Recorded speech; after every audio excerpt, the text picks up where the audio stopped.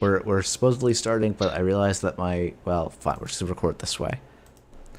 Hello, everyone, and welcome to episode 5 of Measured Response. I'm here as always with Jeff, also known as Ysengrin, with Safer. Say hi, Safer. Hi, Safer. Thank. Like, getting started, working on those dad jokes already, I guess. Uh, Anyway, we've got a bunch of great questions today. We've got one audio recording, but no other, I think, audio questions. That said, if you're in chat and around, and be like, oh, hey, I've got a question, you can join the Discord. The link is in the description, and give us a shout out. And we would love to have you on to ask your question live. But if you don't, we also will be looking for questions for next week's show. I'm going to try and remember to say this again at the end of the show. Next week, I'm hoping that we can do a little bit of a districts so far meta recap. So having questions about the overall meta and districts would be fantastic. But I don't want questions for us that are, what do you think is broken? What do you think is, what should be banned? But I would love to hear your take of saying, I think this is broken, or I think this should be banned. That way we can have a conversation about that, rather than people just fishing for the ban list details from Safer, which may or may not even be decided at that point. So Probably won't be. Wait, next week? This will come out the week of the 13th. Yeah, we'll see. yeah. And yeah, see the location. You can either probably the best place to pre-read your question so that we can make sure that it's something we have the bandwidth to respond to today would be to post it in Discord, or you could post it in chat if you have a question and you would like to come on, or if you just have a question in general. But while we're letting that happen, Safer, you went to District this week, right? Or this last weekend? Yeah, I drove up to Philly on Saturday for the Philly districts. Had a great time. Got 4th place, playing Seb and PD, and yeah, just really enjoyed it, and kind of was pretty proud of like my performance in play, and just wrote up the deck list today actually. So they're now up on NRDB. Oh, fantastic. Do you feel like there was any spicy or interesting inclusions that you made? Yeah, pretty much all. Yeah, so like the Seb list. Have you seen the lists? Actually, No, I I don't haven't. know. I haven't looked at the list. Maybe I can pull them up Oh, on this is good. live on stream. So yeah, like when we were talking about Seb in Bears, like, and how Seb kind of felt like maybe not like the best positioned at the moment with triple transfer, and like what the downsides of that were like. I think it was Table Carnage that kind of came up with the idea of like, well, pinholes would actually be really helpful, like if we could fit them in. And from that, I just kind of tried out 2 pinhole, 1 boomerang, and really kind of the deck started feeling like it was clicking again for me while doing like a handful of practice games. So I was like really happy with my like Seb list, outside of the fact that driving up on the day, I literally had a Rising Tide in my, like an unsleeved Rising Tide with an extra sleeve, and I decided that effectively ever since VP started, when playing Seb, I have not installed Rising Tide, like literally not a single time. Not from hand, not getting it back from privilege access, not after Ashen, didn't matter. I wasn't installing the Rising Tide, except for, I was like, there's one case, which is if a Wayland list, particularly Ob, has multiple Kesselroids, then I need the Rising Tide. And I was like, I'm just going to play 45 cards. I'm not going to play this Rising Tide. Yeah. Yeah, and then I met Ice Cream College in person for the first time in round 5. He was playing Ob, lost the game on stream, and proceeded to then repair into him for round 6, and then again in the cut with him having side select. So we then played Seb versus Ob again. Yeah, it is always fun when you're like, oh yeah, I never need this card. It's only used in this one matchup, but surely that will never come up. Yeah. And then of course it does. I was like, how many people do I think at this like districts are going to be playing Ob?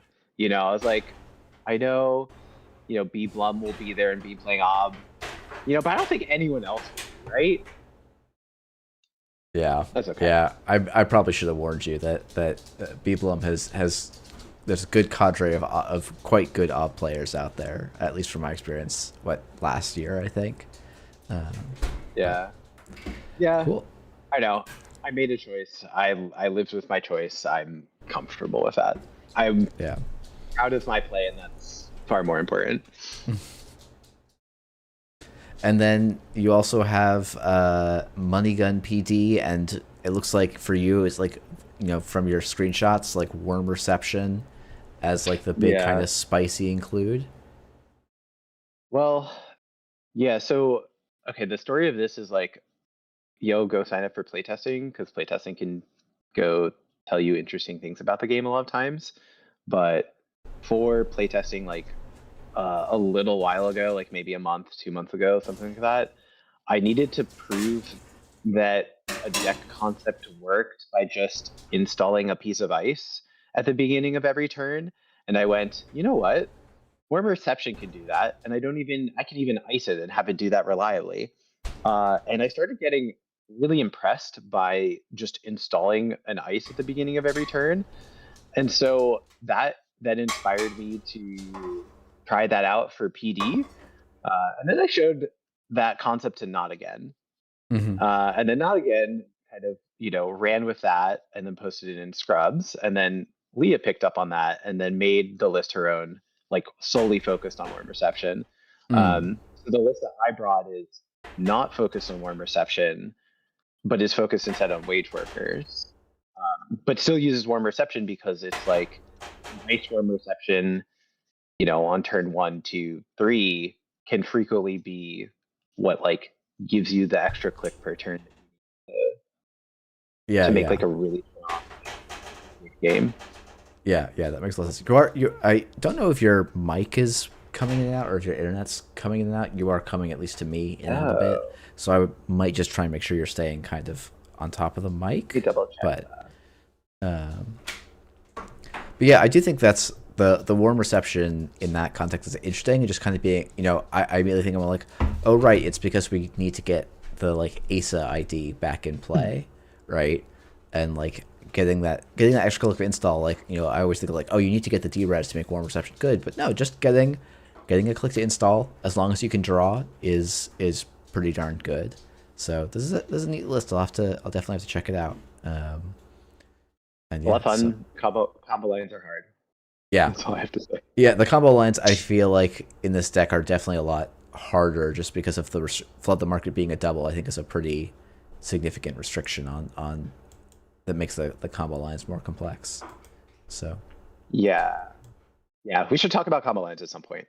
But yeah, I think we even have a question about the role of combo. So maybe we had like 3 questions from one person. Maybe we'll pick because we started talking about combo, we can talk about it kind of at the end of the episode, I think. Yeah, sounds good. How's my mic sounding now? Any different? I'm hearing you. I mean, we'll have to wait till you go on a little bit of a longer rant. But okay. But no, you're sounding a little more consistent at least. For longer rant to come up, I'm sure. Well, I think this is going to be a great tee up, because I think you probably have a lot more thoughts about this card than I do. This one comes to us courtesy of Meteor, and it's just, how do you feel about measured response? I feel pretty good about measured response, I'm not gonna lie. I think that I'm very heavily biased, not because of having like a role in making the card, but because I know what the alternative reality looks like, where we don't have a measured response. And Wayland doesn't have much of a meta presence, and we just don't have like much kill in the game. You know, Mm-hmm. I think it's always easy to like look at like this is what we have. These are the problems with it. It's not. This is the nature of playtest, right? You get to look at things and see things not just for like what they are and within the current context of the game and all the card pools, but you get to see what could have been, or what like isn't, like what happens when these things are absent. Um, so like, is measured response like the perfect card? Probably not, but I actually kind of struggled to even really see what I would change about the card in terms of like a numbers thing. And usually I'm the most unhappy about measured response within the context of like extract, you know, like Yeah. extract out of them from 3 credits, double measured. It's like, okay, yeah, like that's a corp bounce back issue. That's not really about measured. Measured is just, the thing that came at the end of that. Um, Yeah, I was remembering, our discussion last week, I think, about like, oh, what other cards than Seamless Launch were like a mistake. And I actually think Extract is another good example of cards in that category yeah. where it's like, and like Extract very well could get banned. I think at that point you probably are just banning Ob instead. Um, but like the like Extract probably could have cost 5 instead of 3, and like the game would just be better for that. And like it would probably still want the payout to be 6, but like I think the like amount of bounce back it is too much. Yeah, the bounce back is too much. And honestly, I kind of wish you just like it wasn't 3 credits, and then if you trash the thing, get 3. Just like make it as additional cost to trash it, Yeah, and it's just always 6. Like, yeah, yeah, yeah. I mean that also simplifies the yeah, card text too, which is nice. exactly, exactly. Like, Uh, who's using it to like gain 3, and how valuable is that mode? Yeah. So, Uh, yeah. Sarkanar is asking, how does one call in? The way you call in is you join the Discord, which should be linked in the description. If it's not, I will also post a link in the chat and pin it. And then there will be a forum thing that just has called Measured Response Takes. You post your take in there. If we'd like your take, I will give you a role, DM you, and have you join the call for posting your takes and asking your questions. So, and if we don't take it for this episode, we will put it on for the next one.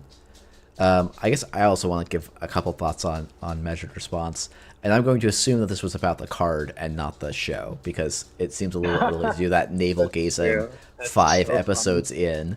Um,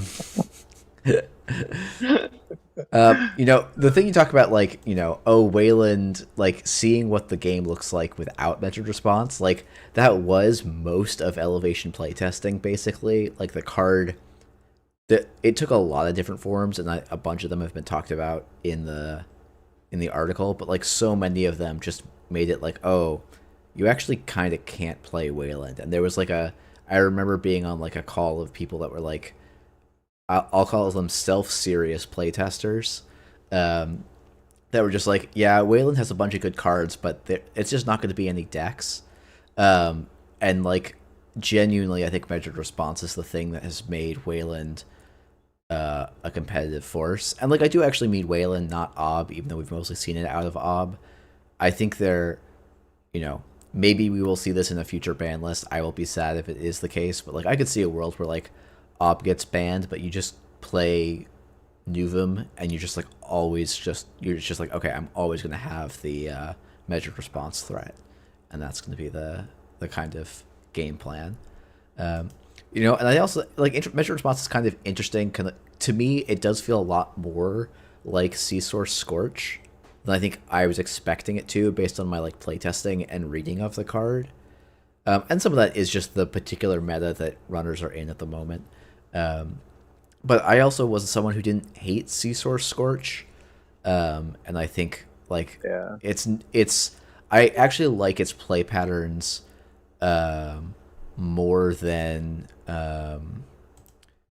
like Boom, Hard Hitting News Boom, which like felt like Hard Hitting News and Oppo Research both feel like they create games of attrition, And measured response to me instead has this like climactic moment that it builds into. Like you can play it into an attritional game plan, and I'm sure we will see that it take on that form at different times. But I think that's kind of my thought. Um, cool. Um, do you want? Let's see. I think maybe we had one question planned here from Yes. Wowerlock. So I Mhm. guess I'll read it out, and then you mentioned having a lot of conversation about it, so I think I'd be really interested to Sure. hear your thoughts, because For sure. this is a kind of design question where like I genuinely like I don't think I have a lot of thoughts that are productive here, other than like my uneducated kind of and thoughts, but um, so, Warlock asked, traces, currents, and interacting with tags are some of the mechanics that constitute the identity of NBN as a whole. With the first two out of standard, traces and currents, and the third being expanded to something that all factions do in some form, NBN feels like it lacks some cohesion, and it shows in the low meta share that the faction has been taking across the last few metas. What are some new ideas or old concepts that designers could explore to expand the faction identity of NBN, in your opinion? Yeah, so this is such a interesting question. One, because I like the framing of it. And two, I think that it says a lot about like how people view factions and determine identities, and like how do people engage with different mechanisms. So traces, currents, and interacting with tags. I think that that's like a pretty good overview of what NBN's kind of like faction identity was in like the FFG era. I'd probably add like some sort of like revealing and playing with like knowledge and information in that way. And these mechanics are, other than tags, which has been around and it's kind of like tried and true and tested, like currents were like an attempt to make NBN's like faction identity a thing, but currents definitely didn't work out from like a design philosophy perspective. And then traces, when you look at them like mechanically, really it's just saying I we both are going to care about our credit totals in some way, shape, or form. Um, and how we're going to care about them is kind of dictated by the cards themselves and what the output is. And that's also true for tags. So pretty much all of NBN's identity, I think pretty much throughout the most of the game, has kind of been gated behind conditionality. Conditionality of what the cards actually let you do themselves, rather than having some sort of cohesive mechanical structure to them. It's like these arbitrary mechanics that have different outputs. Those are the things that are giving them an identity. And I just never think of it as being particularly cohesive. I think that instead, what we can do is take a step back and look at NBN as a whole and say, what does it mean to be NBN and apply pressure? Like, what does it mean to be a Glacier NBN deck? What does it mean to be like a Tempo NBN deck? What does it mean to be an Asset NBN deck? And I think that there's two things that NBN cares about more than anything else, and that is information and money. So tags are a economic tax on the runner. If they're a click tax, but also the credit tax is also an incredibly important part of that dynamic, and it makes NBN unique in that way. So when someone goes and trashes your public access plaza and only pays 2 credits for it, okay, well now it comes with a tag, and now you have some sort of investment that NBN can now punish you for holding on to that and not paying deeper into it. Like Magistrate is a card that I think further aligns like and reinforces that identity of, hey, you really need to care about your credit totals, runner, and if you don't, then you don't get to steal agendas and do the basic functions of the game. Um, and without traces, like I think that we need to find other ways of doing that. So yeah, like I think that Grubber is maybe a really good example of a VP card that expresses what it means to be an NBN barrier. Like it is a really big barrier and it is really chonky, and you can technically pay through it, but like do you really have the credits to pay that much for it, even if like breaker or not? Um, so yeah, I think that we have some things in the tank, but I think that there's more kind of like discovery to do to really like make it feel like NBN outside of tags has a cohesive identity that players like actually get excited about. What do you think, Jeff? Yeah, I think that's all good points. I think maybe a mechanic that like maybe this is like too obvious. Like I do think fast advance is like was actually an NBN mechanic and That's true. flavor for quite a while. Um, Yes. to the point where like it drove people out of the game. But like it's a little bit tricky to be like, oh yeah, we're gonna make a faction identity fast advance. It's a little too one note, and I think even though even though Prov Devost has not had that reputation of like advancement tokens, I think that was an interesting attempt to try and like get some, it's like what is NBN doing thematically? It's like, oh, they know like what is knowing how can you manifest knowing everything about you and like grifting off of you just trying to interact? Like how do you make that I like what gameplay hooks do you get when you think about the faction that way? And I don't think I have any really good answers. Um, but I don't know. Yeah. I think there's a lot of like it seems like there should be a lot of space there. Um, and I think Yeah. like and I think you're right. Like I think rubber is an interesting example.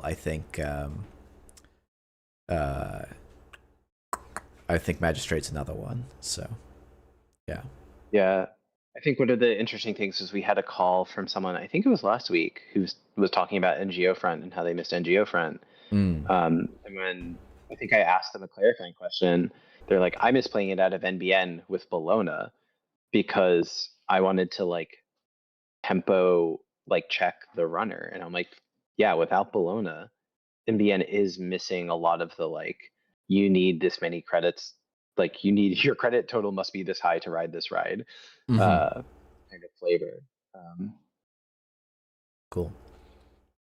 Well, we have a guest on who had a question that is relevant to NBN, maybe, but maybe not so much the identity of NBN. But I would love to have them introduce themselves and then share their kind of question. So, Hello, my name's Sarasana or Jackson. I'm from Australia and recently got back into the game after being off after having a kid. My question is about Spin Doctor, card we're all very familiar with. It's it's present in basically every deck, and in some ways, you sort of see that as an influence tax on the non-NBN factions. What's your opinion on Spin Doctor and how it affects other corporations? I guess Safer, you've been going first on all of the questions so far, so I guess I could go first Go here. for it. I think some of the so it's not something that like I guess like there's two ways. I think from a practical standpoint, the way that influence pips are distributed right now, there feel like so few decks where I'm like, oh man, if only I had all 15 influence for this combo, but I need to have Spin Doctor. Like there is some marginal value that every influence pip is worth. Um, and like Spin Doctor is a strong enough card where like I kind of don't mind paying that influence.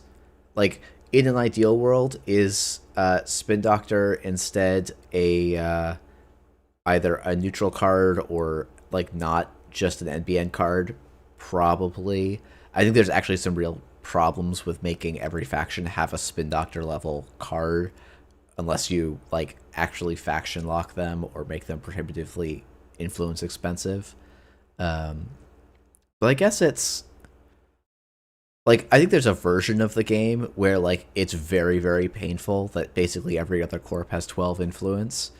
I guess I have felt like I so many decks are pretty happy to have 3 influence on 3 cards and then just make combos out of 3 and 4 influence other cards to make it work. I could see other version like actually one of my ongoing complaints is I think NSG has printed too few 1 influence cards as a whole. And I could see a world where like then it starts to be actually more annoying when there's other influence values that are more relevant. Um, but I think that's Yeah, kind of my thoughts.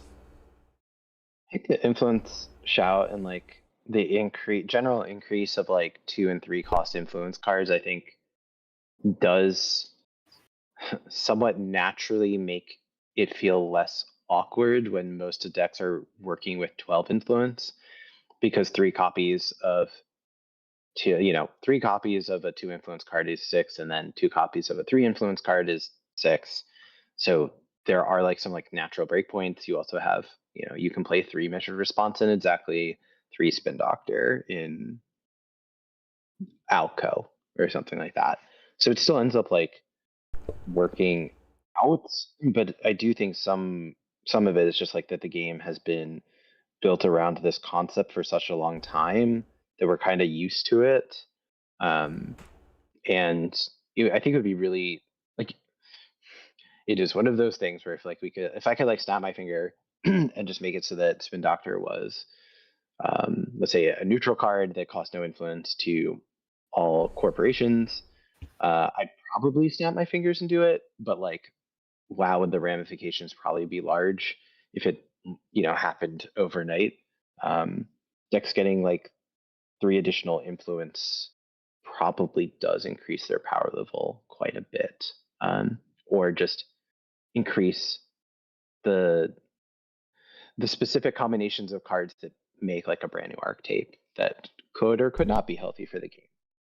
Um, so I don't necessarily look at you know, the 2 to 3, mostly 3, but sometimes 2, uh, influence tax on non-NBN factions as being ideal. Like I don't really look at it as being ideal, but the game is working with it at the moment. So it's not like the biggest list of priorities or issues like in my mind. It's like it would be nice if it could be this way, but if it's not, that's okay. We're making it work. Um, and I don't know if you actually cared about this portion, but in your question, you did mention about like it being in every deck. Um, and I don't mind Spin Doctor being in every deck. Like if we're just talking about like, you have 49 cards in your corp deck and realistically there's 46 choices. I'm like, game is good when you have Spin Doctor in it. I love seeing Spin Doctor. I'm never like unhappy that Spin Doctor is like, been rezzed. I think also like slightly better design than Jackson Howard, in terms of like how it feels in the game and everything. So like Spin Doctor is a kind of a goated card, besides the influence part and it being an NBN. Yeah, I'd agree with that. I do think I'm always happy to see Spin Doctor. It's not a bad effect to have. Yeah, I guess I Yeah, probably should start asking people their own question when they ask us first because I'm curious where you come from because it's like, what do you feel about it? We kind of said our piece, but I think there's multiple reasonable opinions on this, so I'm curious. I wouldn't say I feel strongly one way or the other. It was just something I was curious about, and I think you answered it in the sense that if we had the go again, we wouldn't put the effect in NBN. We'd make it neutral because it makes sense for Corp to have that power.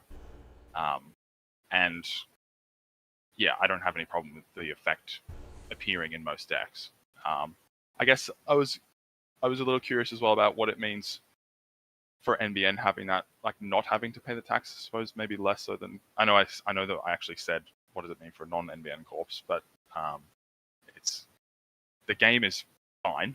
Like there's no real issues I don't think with the side corp balance.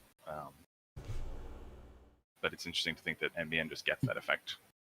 They can include more in their deck from other factions. Yeah, it's interesting. I mean, go ahead. Yeah, I think that, like, there's like some like Ludo narrative stuff here where it's like NBN has more information and thus like has more general influence to spend than the others, which has also been a long-standing thing in the game's history, not just because of Spin Doctor Jackson Howard, but also even just having 17 influence on an already strong identity. Yeah. Yeah, there was there's, like FFG, and I think more so than NSG was using influence as like a thematic element of the card. I think in a way that is like probably not the way that people view it anymore. And I think, but it's like, you know, like Ag Infusion was actually, I think, was extra influence more thematically because like, oh, this company is so important to Mars, right? Ag Infusion is Mars. No, it's Katara. Yeah. Never mind, right? Shoot. Ag Infusion is the Red Sand cycle. Okay, great. Yeah, that makes more sense. Yeah.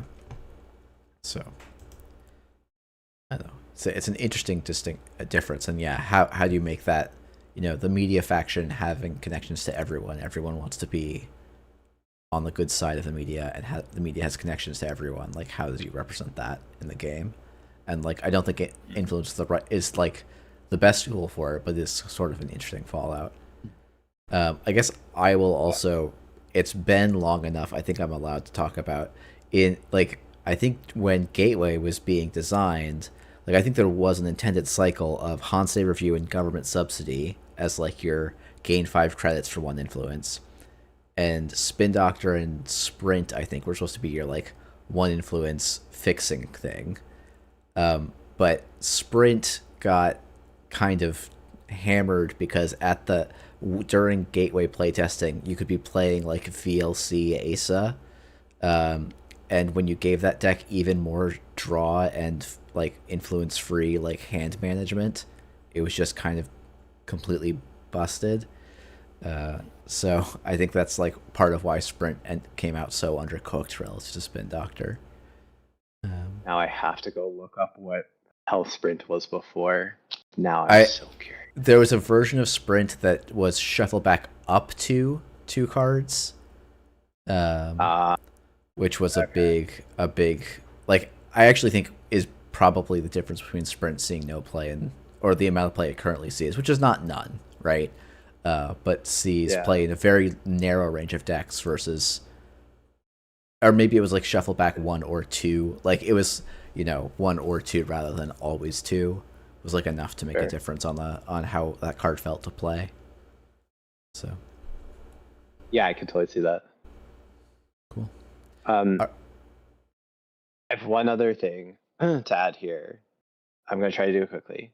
But I think at the heart of this question, there's something that I should have said and I missed it. And I, for some reason, didn't cover it, which is that there's a natural effect that could happen basically where because NBN has additional influence, it actually over time depowers their cards.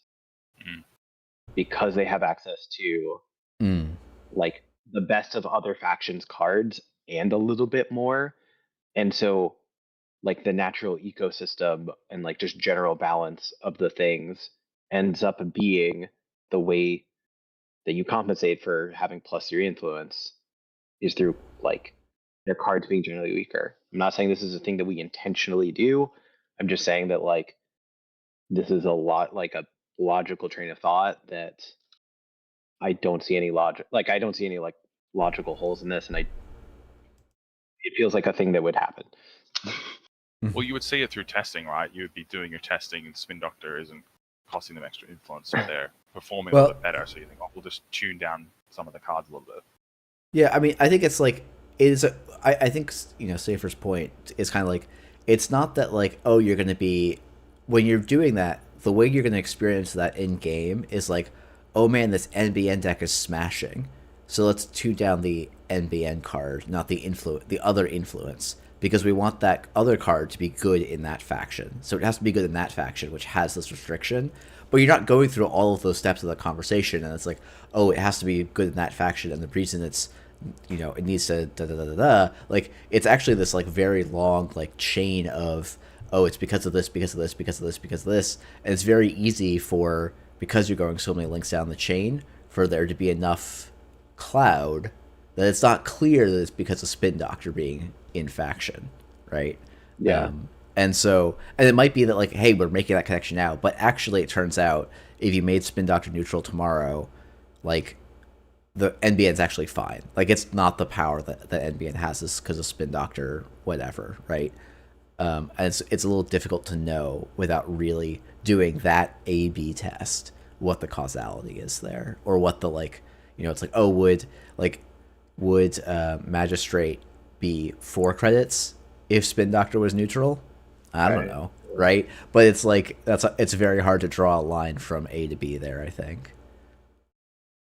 Yeah. And like ecosystems are complicated and complex, and it's, even if you think that you have an idea about like what the cause is, there could be some other set of circumstances that completely change your perspective, right? Yeah. Yeah, like, oh yeah, if Bologna came back, like this conversation I think already feels different. I'm like, Yeah. it's like Yeah. Spin Doctor is not the most powerful card in NBN when you can have a Bologna in your deck, kind of thing. So A crazy card. yeah. I miss it. Sarsanar, any shout outs you want to give before we move on to some other questions? I'll shout out the Brisbane and Gold Coast metas. I'll shout out my wife for letting me come onto the call-in show. And I'll shout out you two for running the call-in show and having me on. Thank you. Thanks so for much for coming. coming on. Thanks for listening. Thanks for having me. All right.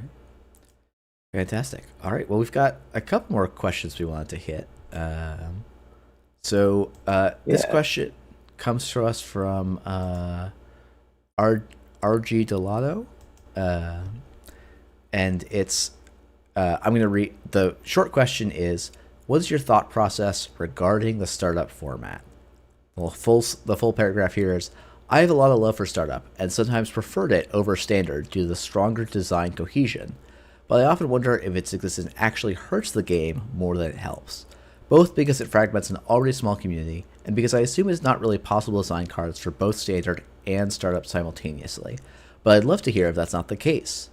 Do you have any fun design or dev stories where startup was a major part of decision making? Hmm.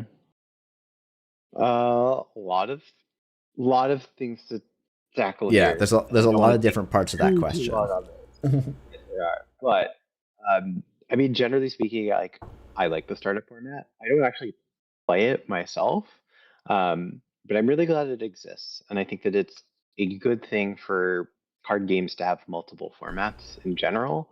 Sometimes when one format like doesn't feel good, or you feel tired of another like a format, you want to go and experience a different one. Um, I also think that the startup like curation team does a really really good job of like curating a format that is like interesting and unique and different than standard, and like allows you to experience different things. Um, I'll also say that like I am a player who doesn't care for super high powered like formats in general, which is one of the reasons why I'm like less interested in Eternal than I would be like a startup or something like that. So like personally, I like startup. I like that it exists. I like that it's an option that I have. I would play a startup tournament, and I'd probably have a lot of fun doing it because Netrunner is a fun game. In terms of like the like what it means in the ecosystem, I think that startup has had like kind of a rough go of it recently, because the liberation cycle, like it came off of Borealis, which was super good for a startup and like kind of the foundation of the startup format, and then had like the liberation cycle that kind of was all over the place, where it's like Seb was a cohesive deck and a cohesive package, so it was good in startup, but you didn't really have the pieces in like a Mercury or like a Thunderbolt to make it make sense because it was kind of all over the place. Yeah, yeah, And and it, even Ari, which like Ari was built around a bunch of cards yeah, that were standard only, right? exactly. So yeah, I think that is. I don't know. Sorry, I'll let you finish your thought rather than jump in. Yeah, that's fine. Um, I don't know. You go, and then I'll jump in with design dev stories. Yeah. So I think I have at times actually been like pretty strongly of the belief that like startup is not good for the game. I've softened on that. I think in part because the startup format team has done a really good job of curating and like intelligently addressing the problems of the format, even though I will sometimes poke fun at, oh, I can't believe X is banned, and like I don't love some of the choices they've made. It clearly comes from a place of like trying to understand and shape a certain style of play and support. I do think it has a just this problem where like, and we're actually going to talk about this probably in the next question, where like startup works best when sets are really self-contained, so that you can take the self-contained system gateway and elevation, which are just like kind of like core good stuff Netrunner, and then add another like self-contained piece that kind of like slots in. But I think those are some of my least favorite Netrunner sets. Um, of the like, take all the cards of faction X, put them all together, and you've got a functional, if not optimal, deck. Um, and like that type of deck building has a place, but it's kind of not. It's not my favorite thing to see out of a set. But startup gets hurt when that's not how a set is designed, which I think is very tricky. Um, I think the other thing for me is my local scene, while I think doing pretty well, is also pretty small. And it's not like I don't enjoy making startup decks. I just feel like I could be doing a more fun version of this same game pattern in standard. And I have a finite amount of time to actually put into deck building, and both the mental part of deck building and the literal sleeving of cards in decks. And like sometimes it is the like, oh, I am either going to sleeve an extra, I'm either going to sleeve a deck, or I'm gonna miss the like, I don't have time to sleeve the deck and to make my meetup. And so making startup decks has been um like been not worth it for my local meta, and we basically just play some demo games with people and then onboard them to standard immediately. And I haven't felt like those players have a harder time getting into Netrunner or bounce from Netrunner at a greater or lesser rate than people that I see going into startup. So like from that perspective of like, oh, we should have people always ramp into startup and then into standard, I felt like it doesn't serve that role. But having other formats, and for people that don't want to jump all the way into a 600 plus card format, I think startup is great. And like I've cooled a lot on my like, I don't think startup should exist, and I think it's good that good for everything. I'm looking back at that as Imagine being a me silly position. newspaper whacking you. Just So constant newspaper whack. Bad Jeff. yeah. Startup should exist. Bad Jeff. Um, yeah, I mean, I definitely still I definitely resonate with the like, I don't really have the time to like sleeve up dedicated startup decks, right? But I think the other thing is like, I'd be more than happy if someone made their startup decks and handed me the decks, and I'd be like, cool, we'll just play. And that honestly, in a local meetup, might be a better experience for me than me handing them my standard decks and being Yeah. like, here, you have to understand how to play Seb now. Like, I might have a more fun time being like, okay, we probably need to tweak your deck's economy because there wasn't enough economy in this deck. Um, like the reason why, look, the reason why you play varies, right? And I have different expectations sitting down versus like playing someone who I know is a well-established player who's been playing for a really long time versus someone who's like been in the game for like 4 or 5 months, right? Like it's I sit down with different expectations about Yeah, what I'm yeah. trying to get out of that game, right? Yeah, And where I exactly. find And it's like I try and always bring a non-ob corp deck. So if my opponent does show up, I can hand them a deck that isn't ob, uh, to actually have it, but so that we can play. They can learn and play a game if we want to.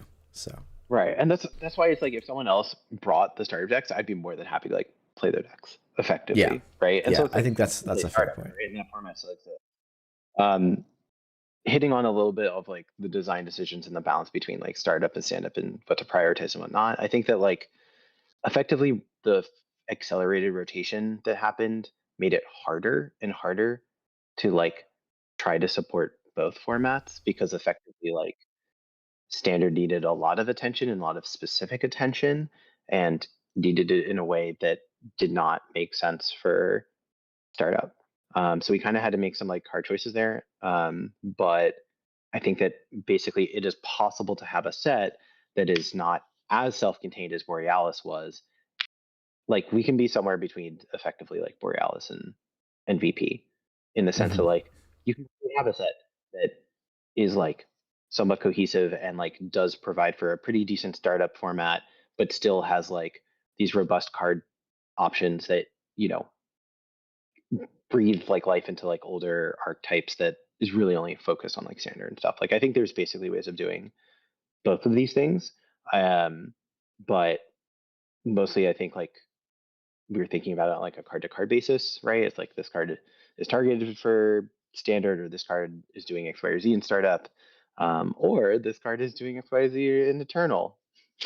Uh, Yeah. Yeah, I think like, one thing I've, I'm not going to speak as much to Vantage Point, but there was definitely times in Liberation where it was like, oh, this card slot is just for startup. And that was like, I think it's a little bit weird because it was like, okay, this style of card slot, like, it was like meant to be like I think at the time it was like criminal is missing economy in the startup format. So we want to print an economy card for criminal. But we have to make sure that economy card isn't good enough to be played in standard, because then you just get, if it's generically good, it's like, okay, now it's just it becomes part of the gray goo, and like bumps up the power curve of criminal by a bit in a way that was like not a desired outcome for that card slot. I think that can sometimes be a problem with startup. And then for me, as like when I was actively playtesting, like I would be like, oh, I'm so resentful because I feel like we could be doing something fun for standard with this card slot, but instead we're dedicating it to startup. Again, I think my take on that has evolved, and I also think like that design specifically for startup, I think is actually was a bit of a mistake, at least for the card I'm thinking of, and it's a little bit tricky to be like, recipient being recipient. I'm assuming it's that card. yeah, it was Chrysopian Skimming, which like at one point was an econ card, um, and I even think actually, and this like Carpe Diem is I think was also originally designed as like oh, this is actually an easy mark, and like it's just not an easy mark. It turns out it's solidly playable with any 1 point of synergy, um, and I think it's the designing for startup in that sense is probably like it's kind of like the least interesting way to design for a set, which is like, oh, here's a card that would be good in standard at this number, so we're just gonna make it one number worse, and so it's playable in startup because you don't have better options. I think something like, oh, this is an Arasana card, but like, you know, it's maybe too slow for standard, but it's interesting and fills a hole in startup, I think is a more interesting thing, because then if that hole opens up in standard, um, then oh great, suddenly this card becomes a live piece of cardboard. Um, and yeah, as Strider side say, talking about the problem with crispy and skimming of like, oh, if you design a card for startup and it misses, because crispy and skimming has never really seen play in Liberation Startup, boy, you've just printed like an absolute nothing piece of cardboard. And so it's a pretty hard design target to try and go for that, like, oh, we are intentionally trying to not put this here kind of problem. Yeah, I've been thinking about cards a lot more in the like, especially for econ, like I think about things in terms of what does it look like with no synergy? What does it look like with one piece of synergy? What does it look like on like its highest end? And Carpe Diem is a really good example of a card that is a good card for standard and for startup. Like it's just that startup will have less points of synergy, but also Mm-hmm. that's true for everything. So it doesn't need to have as many to see play and be worthwhile. So, you know, Open Market is a card that was nominally designed for startup to give them some baseline economy, um, so that we wouldn't constantly have to be printing other criminal economy every single time a new set came out for a startup. But Open Market is like, yeah, you know what? If you have points of synergy that allow you to take the credits off of it faster, or a way to discount it, or something else, it's just kind of good enough. Or if you need more gambles in your deck because the meta is kind of hostile to running, it's good enough. Um, and that's kind of how I've been thinking about like these kind of like econ cards and like how to position them. It's a lot less about like what is the format, and it's more just like gambles kind of a baseline. And if there's no synergy and you get 3 credits, and that's like the worst case scenario, and synergy and you get 5 credits, that's the best case scenario. You know what? It's probably playable in multiple formats. Not Yeah. eternal. But Yeah. Yeah, I guess, any specific like dev stories for startup design? I mean, Elevation in its entirety is a Yeah. mixture of all of these things and balancing the stuff. Um, I don't think that I have any that I can share, not because like, just like I'll literally can't think of them, in part Yeah. because of the sets that I've worked on, where it's like Liberation wasn't paying attention to startup, Elevation entirely focused on like the core environment and building Yeah. a foundation for startup. EP completely Completely made for about standard. yeah. Yeah. And yeah, it's like, I will say like, yeah, Elevation was like tested as a foundation to build startup on top of, I guess more so than explicitly for startup. So I think we'll Yeah. kind of have to see the payout of that over the next couple of startup metas and see how well that worked. I think, Jai asked a related question, which I don't know that we'll have. I guess you can give a very quick answer to. But too recent of with OP allowing non-standard formats for non main circuit events, have there been recent thoughts on designing cards for other formats? Two recent examples of to come to mind of other formats being affected in unexpected ways are Rituals, Unexpected Takeoff, and Eternal. For people that haven't watched that, the combination of Hyperdriver plus Ritual actually makes the card one of the strongest draw engines in the game, because it happens to work well with an already very strong card. As well as the startup meta grappling with the rotation of pinhole threadings. How much is it plausible that some design space could be allocated for other formats going forward? I mean, I think the short answer to this is like, yeah, we can probably allocate some space, design space for other formats, and like make sure that basically other formats can get like some love here and there. I think like startup is kind of consistently going to be on our minds, and Eternal is something that we don't we don't design around Eternal, but Yeah, we do have the Eternal format like creation team now, and like they will give the dev team input on things. And so like basically our model right now is like engage with the people that are really heavily in those formats, and like have them give us perspective, give the dev team perspective on like what they think might cause a problem in their format, and what might like, and what is like good for their format.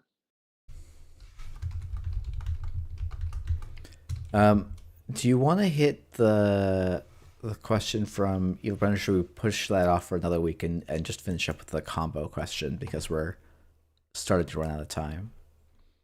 I mean, I'm good for doing like another question or two. Like, Okay. I don't mind. Okay. Yeah. So yeah, Evil Brennan asked, and I feel like I'm just a different name because brain, and I have Discord short names on, so I'm trying to remember names from a picture and a single letter. Um, Evil Brennan asks, with the release of Vantage Point as a patch for the existing meta, we have IDs that are playable now. As we go forward, will future sets also need to serve as patches to make these IDs viable? How do we avoid sets that exist to prop up existing IDs instead of new self-contained mechanics like Borealis? And there was an add-on like, should Vantage Point be evergreen to prevent this? But I think that's a kind of a different idea. Yeah. Um, I don't know. You know what? I'm gonna say you should go first on this one. Yeah. So I guess, I even hinted at my takes when I was framing the question for us to talk about this. Um, I, I think I kind of actually prefer the Vantage Point style kind of buffet design over the like prefixed meal of Borealis, where like in Borealis you show up, you're gonna get exactly what you're gonna get, and it's gonna come together. It's all gonna work as a cohesive thing, and I think having sets that allow you to make choices and build more, and find other ways to make cards interact, I think is actually kind of my preference of set design over the Borealis style. Like ID does this. I think Liberation had a similar thing, though not quite as strongly. In part just because of the history of how Liberation was made. Um, but I guess, like, to be honest, I expect this to be the last time Ari gets any support printed for her, and if she falls out of the meta again, it's just going to be tough luck. Um, and I think that's like there are IDs like, I'd be surprised if we get Thule support or Thunderbolt support anytime. Like I think there's some amount of eh, sometimes things just miss and don't work. But I think having a set that throws a bone to old IDs is actually pretty interesting for a lot of the player base. Like, I'm never gonna laud GameNet, but there was a lot of people being like, "Oh man, this is GameNet support. This is GameNet support," and like finding, or even a card like sacrifice. What's it called? Sacrificial Zone. What's it Sacrifice called? Zone expansion, Sacrifice Zone I expansion, believe. and just being like, "Oh yeah, that's an ID that like, or an agenda that like goes in a bunch of different Wayland decks, and like it actually has synergy points with almost every Wayland ID." Like I think that's really nice and kind of my preference for how sets should work. And I do think there's like, I don't think we saw any cards that were designed to support Ashes cards, but I think, because like Ashes is going to be the next thing to rotate out. I would expect that we're not going to see any more Borealis ID support cards in the next couple of sets. But like being like, oh, we're just going to throw our hands up at all of the Liberation IDs that we liked and were, like saying, are you get one set, you get one shot, and if you don't land tough, you're done. I think is a little bit unfortunate because whenever cards go out in the wild, you learn so much about them. You learn what's like you can try and in playtesting discover what's interesting, but like I don't think I don't think Ari was figured out in playtesting of what was interesting. I think there was a lot like like Dirt as an interesting like a criminal archetype like was not something that was found in playtesting, or like out honestly the outgo that was found that I think is interesting was not found in playtesting. Like there's a lot of things that could come out that are interesting for the game that can't be discovered in playtesting, and then something changes, it no longer is viable, and like being able to say like, oh no, that's actually a thing that is worth supporting, let's give it a little bit of love, to me is great. And I would rather live in a game that has these patches of releasing new cards, because we can't just patch a card to put a better number on it, which is the like normal way to handle this. And or not the normal way, is the way that digital games handle this kind of problem of the old content is outmoded, so we'll just change a number kind of Yeah. thing. Yeah, you basically just like hit on what I was gonna. This is a perfect segue into what I was gonna say. Because like I think that at the crux of this is just like I guess what are our expectations of cards as a community? Like why do we choose to play Netrunner? What do we find engaging about it? And I think that part of the joy of card games is the release of new cards, and not just like this is a new thing for me to engage with, but also what does this mean for all of the existing cards and my existing knowledge? I think that if it's one of the reasons why I think people dislike power creep in a lot of ways is that not it's because like you get new content, but then that content also makes all of the things that you previously knew uh, less relevant, and you don't get to play with the things that you're like used to anymore. I think the biggest wins are usually when you have cards or any kind of game content that comes out that recontextualizes what you knew before, makes you think slightly differently. So there's some mixture of the old and the new. That's like a kind of sweet point for humans, I think, in general. Hmm. And you see it like all across like board games too. Like some of the most popular board games are reimaginings of existing mechanics. They're not completely innovative and completely new because that's not something that like usually general audiences want. So bringing it back specifically to your point here, of like, do we think future sets will also need to serve as patches to make other IDs viable? I think like we should not maybe go out of our way to do it, but find opportunities to do it whenever it makes sense. So now that Hiram has been out in the wild and we have a better understanding of what Hiram needs and like what exactly Hiram's power level is, we can make better informed decisions, and we can probably pint a hardware that Hiram would like to have and would get Hiram players excited about playing Hiram again. But doesn't necessarily need to be specifically for Hiram. It can be played in a bunch of different places. Yeah, it could be Um, integrated into whatever the main thematic thing for Shaper is in that set. It can tie yeah, in with kind of both. exactly. And like some IDs, yeah, like you just okay, GameNet is in this category where it's like, I don't want to support GameNet. I don't want to remember that it exists. We happen to print something that said lose a credit on it. It's technically GameNet support, like whatever. I wanted to print that card. It's a cool card. I'm glad that we printed it. People like NBN identities that want to do like low to the ground, want to do asset spans, but don't want to focus on tags or want to go a different direction than tags, not have tags on their cards. They can they're they're closer to doing that now than they were before. Um, Screw GameNet. That's all I gotta say. Yeah, and I guess there's probably a point of like, I think Vantage Point is probably a little bit lower in the like cohesive mechanics than probably you want as the average for a Netrunner set. Yeah, Um, yeah, but I think it's the like, I feel like Borealis is almost like the other extreme where like if you go back and look, it's like 2/3 of a card in every faction is like directly in faction theme.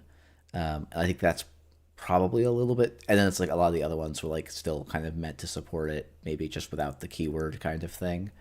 yeah, I mean, and maybe I'll have to go yeah. back and look and see how true, like if this is a my memory versus my like impressionistic memory versus the actual cards kind of thing. Um, I but remember it being pretty true, yeah, and I didn't um, have first impressions. I just was doing cards.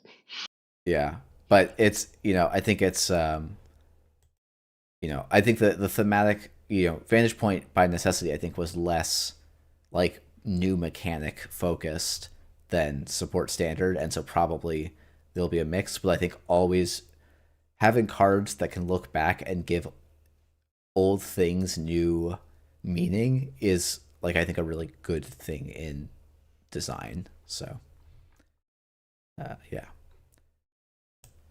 All right. Padraig asked, I think, three different questions that are all worth talking about, and a couple other people asked great questions, and we're not able to get to all of them today. So we will put a thread up for episode 6, and please feel free if we missed your question this week. I don't think there's any question that we've been asked yet where I'm like, oh, we will never answer that. It's more just it didn't fit in the list for this week. But Padraig asked a question about combo. And I figure because we started talking about PD combo with a day, did I go to the wrong thing? I sure did. Where is it? What do you feel about combo's place in the game? I'm specifically referring to things you see pretty commonly in Eternal, like Mad Ob, CI7, and the recent Ritual Woo deck, or a bunch of MTG archetypes. Do you think Netrunner is a game that can support combo decks? Should they be good? In other games, they typically fill the role of something that can counter piles of generically good value, but Netrunner doesn't have those same kind of aggro mid-range control triangle that other games do, where combo fits in as a counter to mid-range piles. Yeah, combo and Netrunner is really weird. Um, I also think that like because it's an asymmetric game, that changes like how we have to evaluate combo decks in general.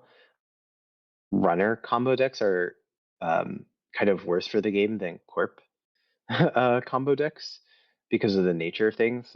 Corps can be naturally disrupted, um, and usually you can kind of take apart their pieces, and they still have to deal with agendas. So they're fighting some like natural tension there. Whereas runner combo lists are kind of usually playing more solitaire or gunning for some sort of specific like I'm going to access your entire deck or whatever. Um, I think that in other games, what combo decks typically represent is kind of that key like lack of interaction, and that's usually the reason why the triangle is aggro beats combo, combo beats control, control beats aggro. Um, it's usually the reason why like that triangle forms, and it's actually all a bit based around like interaction and speed at which people are playing.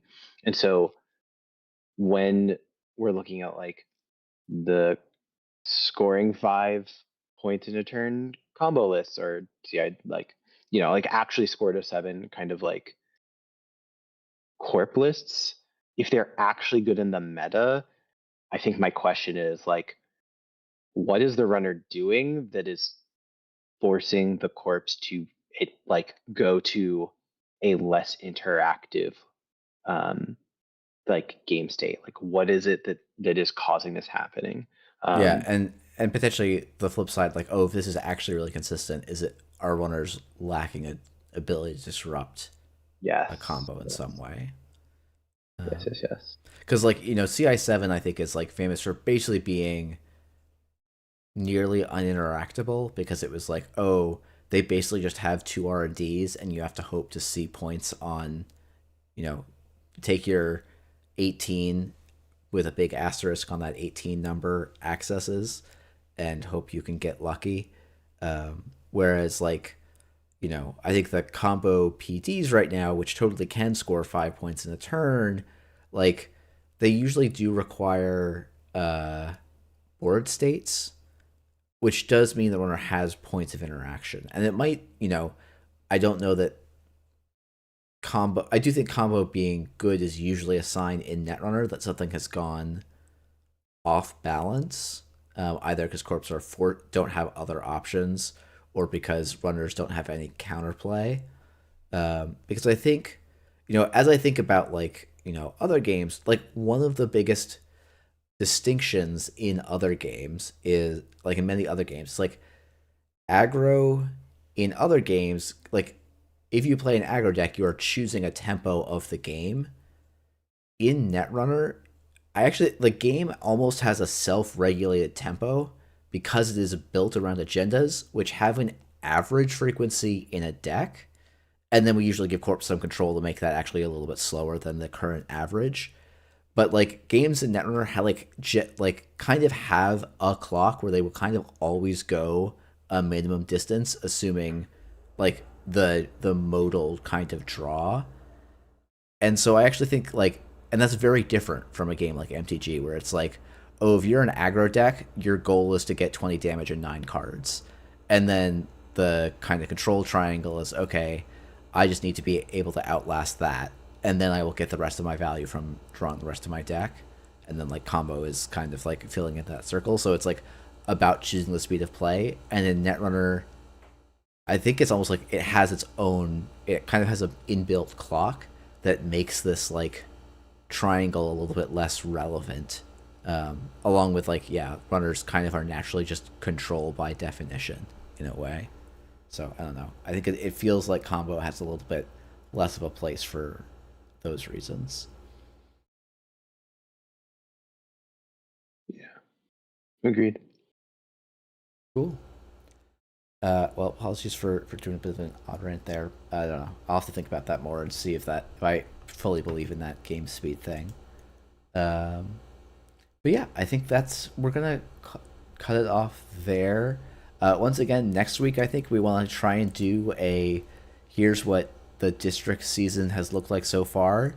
And so we would love your takes more so than questions about. I think X is too strong. I think Y should be banned. I think, runners are in. I think this is a court meta because XYZ. I think this is a runner meta because of ABC. So we'll be looking for those takes, I think, next week more specifically. And then we'll kind of go back to a more regular episode after that, I think. So, have those questions in. Hopefully you all have been enjoying these episodes so far. I've been having a lot of fun making them. And thank you everyone for coming on, submitting questions, and I guess any fun things you're doing outside of Netrunner or in Netrunner between now and next week? I'm busy with deadlines for NSG things. Cool, yeah, cool.